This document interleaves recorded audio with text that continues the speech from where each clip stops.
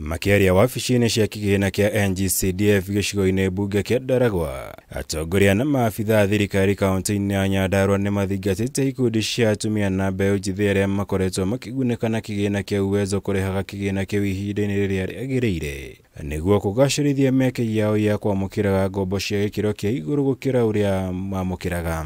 We have strategies that we want to employ to ensure that there is that uptake going up. Number one, we want to use our chiefs and assistant chiefs through the barazas. They will be able to talk to the groups, to the youths especially, because we realize that majority of the people who are taking the money are the women groups, but our youths are shying away from them. So we'll be able to talk to them and sensitize them so that they're able to start taking.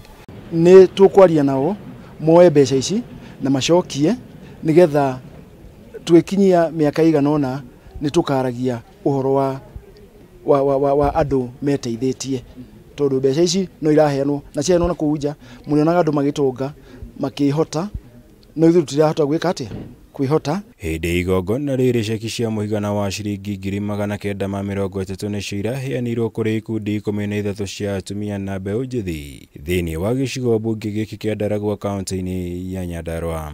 But I wish to really acknowledge that KINANGOP is doing well in terms of uptake and repayment, followed by Kalau, then there is Kipipiri, Jorok, and we have Ndaragwa today. We'll be able to look at the success stories so that we are able to at least showcase to others that if you take this loan and you put it in better use, you're able to gain one or two things.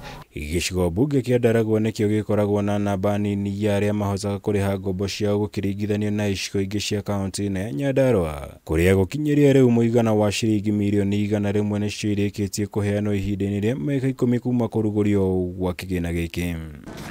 Ngĩribotera Kameme TV, njĩtagwo Mwaura wa Gunya.